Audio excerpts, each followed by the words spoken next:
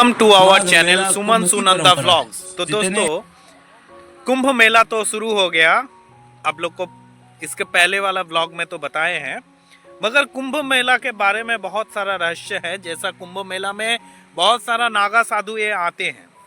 ये नागा साधु कहाँ से आते हैं और ये नागा साधु कहाँ रहता है और नागा साधु कैसे बनते हैं, इसके बारे में बहुतों का जानकारी है और बहुतों को जानकारी एकदम नहीं है कि नागा साधु कैसे बनते हैं, नागा साधु कौन है, इस समाज में नागा साधु का क्या भूमिका है।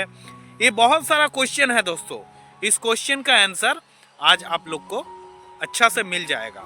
तो यही रिक्वेस्ट होगा, वीडियो को अंत तक देखते रहिए। देखा गया है नागा साधु विवस्त्र रहते हैं, मतलब बिना वस्त्र के रहते हैं। तो दोस्तों, नागा साधु क्यों बिना वस्त्र के रहते हैं, ये आंसर आप लोग को पता है? कमेंट में ज़रूर बताना। देखिए, हम लोग जब भूमिष्ठ होते हैं, मतलब हम लोग का जब जन्म होता है, तो हम लोग का कोई वस्त्र नहीं होता है। मातृगर्भ से जब हम लोग निकलते हैं तो हम लोग का कोई वस्त्र नहीं होता है। तो नागा साधु जो लोग बनते हैं दोस्तों, तो नागा साधु यही अध्ययन करते हैं कि जब आदमी का जन्म हुआ, जिस परिस्थिति में हुआ, वही परिस्थिति को अपना लेता है। प्रकृति के संग वो क्या करता है, पूरा एडजस्ट हो जाता है।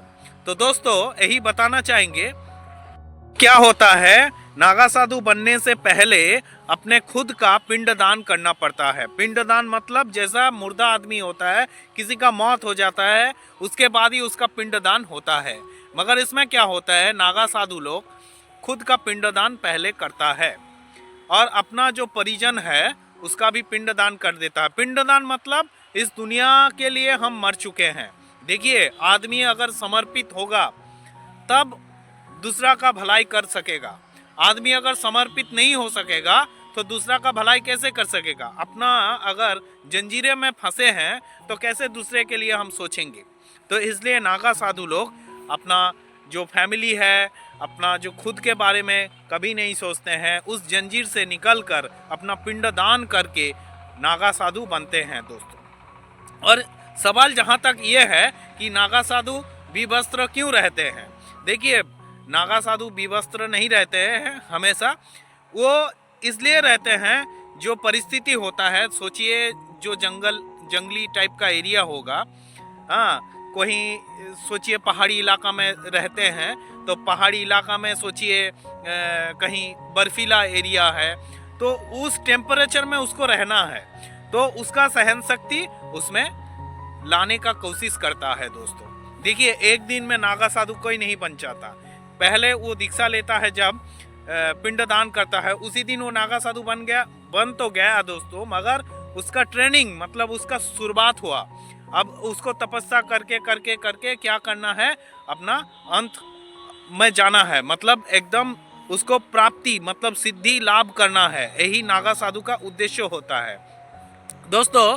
तो कुंभ लगा है जो प्रयागराज में, ये योग बन रहा है अपना 144 साल बाद योग बन रहा है। जो बृहस्पति ग्रह एक बार सूरज को प्रदक्षिण करने में 12 साल लगाता है, आप लोग को पता है, तब पूर्ण कुंभ होता है। मगर ये जो महाकुंभ हो रहा है, महाकुंभ 144 साल बाद, मतलब 12 वर्ष इंटू 12 टाइम। तब देखिए, इस कुंभ में जो नागा साधु लोग को हम लोग देख पाते हैं, उसके बाद वो अपना डेरा में चल जाता है। कहीं कोई रहता है जंगली एरिया में, पूरा जंगल में, तो कोई रहता है दुर्गम पहाड़ी में, जहाँ पूरा बर्फीला होता है, उस जगह में रहता है, तो वहीं पर चल जाता है दोस्तों।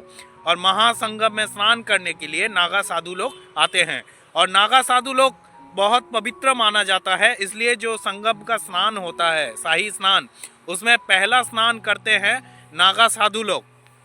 सवाल है दोस्तों, पुरुष तो नागा साधु बनते हैं, महिलाएं क्या नागा साधु बन सकते हैं? इसका आंसर बताते हैं दोस्तों। हाँ, महिलाएं भी नागा साधु बनते हैं और महिलाएं भी विवस्त्र रहते हैं। नहीं दोस्तों, ऐसा बात नहीं। समाज के उद्देश्य में, भलाई के लिए नागा साधु बनते हैं।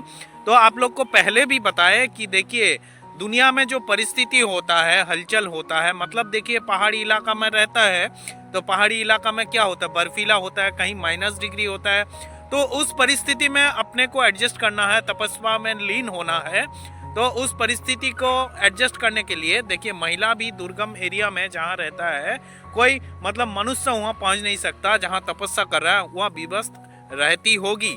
और दोस्तों जो पुरुष है वो भी अपने तपस्या में लीन होने के लिए विवस्त्र रहता है, हाँ, मगर हमेशा नहीं रहता है। देखिए जो कुंभ मेला संगम में आए हैं, महासंगम महाकुंभ मेला में जो लोग दर्शन करने आए हैं, तो विवस्त्र नहीं रहता है, कोई लंगोट वगैरह पहन लेता है।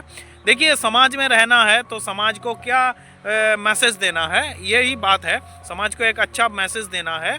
तो नागा साधु बहुत कठिन तपस्या के बाद बनता है, ऐसा बात नहीं बहुत आसान चीज़ हो गया कि ऐसा ही बन गए हम लोग नागा साधु, हाँ, विवस्त्र हो गए तो नागा साधु बन गए, नहीं। वो स्टेज के मार्फत, मतलब स्टेज करके करके वो अपना खुद मौकाम पे पहुंचता है दोस्तों। और जहाँ तक बात है, देखिए नागा साधु खाते पीते क्या है, ये भी तो एक क्वेश्चन होगा कि नागा साधु खाते पीते क्या है। तो नागा साधु खाते पीते मतलब वो नागा साधु का नियम है कि 7 जन या 7 घर से वो भिक्षा मांग सकता है हर रोज। वहाँ से उसको भिक्षा मिला तो वही खाएगा, अगर भिक्षा नहीं मिला तो भूखा सोना पड़ेगा। देखिए दोस्तों, जहाँ तक तपस्या में लीन होता है तो एक शारीरिक ऊर्जा भी तैयार होता है। तो इसलिए देखिए वो लोग ऐसा विवस्त रह सकता है, कहाँ बोलिए तो जो दुर्गम इलाका है, जहाँ कोई साधन नहीं रहता है, वहाँ भी वो लोग रहता है। क्योंकि देखिए एक बात है, जो बर्फीला एरिया है जहाँ -डिग्री टेम्परेचर है, वहाँ कैसे रह सकेगा विवस्त्र। ऐसा शारीरिक जो तपस्या के माध्यम से शारीरिक ऊर्जा जो तैयार होता है उसके थ्रू वो रह सकता है दोस्तों। और देखिए नागा साधु के बारे में और एक बात बताएं दोस्तों कि नागा सन्यासी जैसा होता है, नागा साधु जैसा, मेल फीमेल हो गया, ऐसा होता है। और देखिए जब शंकराचार्य ने चार दिशा में मठ बनाया था अपना हिंदू धर्म को रक्षा करने के लिए, तो दोस्तों नागा साधु जैसा अपना बोले कि ऐसा परिस्थिति के संग वो एडजस्ट कर लेता है। वो अस्त्र विद्या, मतलब अस्त्र विद्या में भी बहुत पारदर्शी होता है अपना धर्म को रक्षा करने के लिए। जैसा शस्त्र और अस्त्र, मतलब शास्त्रों को भी ज्ञान है तो अस्त्रों का भी बहुत सारा ज्ञान इस नागा साधु के पास होता है दोस्तों। और एक बात बताएं दोस्तों, बहुत सारा अघोरी भी होता है, बहुत सारा, उसके बारे में दूसरा वीडियो में बात करेंगे अघोरी के बारे में। तो आज नागा साधु के बारे में ही बात कर रहे हैं दोस्तों, तो वीडियो देखते रहिएगा तो सब पता चल जाएगा।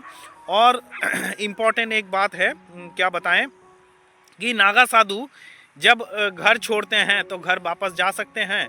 नहीं, घर वापस जा सकते हैं भिक्षा मांगने के लिए, मगर उसको पहचानना नहीं चाहिए, नहीं तो नागा साधु का जीवन बर्बाद हो जाएगा दोस्तों। हाँ, भिक्षा मांगने के लिए अपने माँ बाप के पास भी जा सकता है, मगर उसको पहचानना नहीं आना चाहिए दोस्तों। और एक बात है दोस्तों, जो नागा साधु आए हैं इस कुंभ मेला में, वो जब कुंभ लगता है तभी आता है, नहीं तो नहीं आता है दोस्तों, कहीं नहीं दिखाई पड़ेगा। वो अपना कार्य में, तपस्या में अपना हमेशा लगा रहता है, कहीं दुर्गम एरिया में, जो हिमालय में देखे हैं। जैसा अभी देखिए केदारनाथ हो गया, तो केदारनाथ तो अभी बंद है दोस्तों, फिलहाल बंद हो गया है भाई दूज के बाद। तो दोस्तों इस टाइम क्या हुआ, जो बर्फीला एरिया है सब तपस्या में स्वामी जी लोग, साधु लोग लीन हो गए हैं अपना तपस्या में, भगवान को पुकारते पुकारते अपने लीन हो रहे हैं। तो जो लोग ओरिजिनल नागा साधु होगा वो किसी से मांगते नहीं है, 7 घरों में या 7 जन से ही वो भिक्षा मांग सकते हैं, उसके बाद उसको कुछ नहीं चाहिए। जो साधु बन गया है वो अपना खुद का पिंड दान कर दिया है, तो उसको चाहिए क्या इस दुनिया से? कुछ लेना नहीं है, कुछ मतलब ही नहीं है। अपना तपस्या करता है भगवान को सिद्धि लाभ करने के लिए, तो उसको लेना कुछ नहीं है। और जो लोग मांगते हैं ना, वो ओरिजिनल नहीं होता है दोस्तों। नागा साधु बनना कोई आसान काम नहीं होता है। जैसा दूसरा घराना भी है साधु लोग का, मगर उसमें अलग बात है। मगर नागा साधु बहुत तपस्वी होते हैं, भगवान का ध्यान करते करते अपना शरीर छोड़ देता है। तो और एक बात हो गया, जब शरीर को छोड़ते हैं तो क्या होता है दोस्तों, जब शरीर को छोड़ते हैं तो उसका समाधि बनाया जाता है, और बात है, और एक बात है दोस्तों कि शरीर में भस्म क्यों लगाते हैं। देखिए, भस्म एक बात है खत्म, भस्म का मतलब है खत्म, जो खत्म हो गया है। जैसा हम कुछ जलाते हैं तो राख हो जाता है, भस्म हो जाता है, उसके बाद उसमें कुछ बचा नहीं रहता है। तो इसलिए वो दिखाता है, सिंबलाइज करता है कि देखिए हम राख लगाए, मतलब हम लोग दुनिया से मरे हुए हैं, हम दुनिया के भलाई के लिए काम कर रहे हैं। हो, हिंदू धर्म को रक्षा करने के लिए ये नागा सन्यासी लोग कितना अच्छा काम कर रहे हैं दोस्तों। और देखिए, सनातन धर्म का रक्षा होना चाहिए। हाँ, तो क्योंकि देखिए सनातन सब धर्म का क्या बोले, जड़ है, जड़। वहीं से सब धर्म उत्पन्न हो रहा है, हुआ है। तो दोस्तों, उस धर्म का रक्षा होगा तब सब धर्म का रक्षा हो सकता है दोस्तों। और कोई धर्म का मतलब हानि नहीं करना चाहिए, सब धर्म को अच्छा से चलना चाहिए, एक मिलजुल के। क्योंकि देखिए, धर्म से बड़ा होता है मनुष्य धर्म, यही बात है। तो नागा सन्यासी के बारे में कुछ जानकारी आप लोग को इस वीडियो के माध्यम से दिया है। तो आप लोग को वीडियो अच्छा ही लगा होगा, और कुंभ मेला जरूर दर्शन करने जाइए। सब नागा सन्यासी लोग को देख पाएंगे आप लोग इस साल। महाकुंभ 144 साल बाद लगा है, इसको मिस मत कीजिए। हाँ, और एक बात दोस्तों बताएंगे, ऐसा ही इंफॉर्मेटिव वीडियो इस चैनल में मिलता रहता है, तो चैनल को सब्सक्राइब कर दीजिएगा, वीडियो को लाइक कर दीजिएगा, और कमेंट में ज़रूर बताना वीडियो कैसा लगा। तब तक के लिए गुड बाय दोस्तों।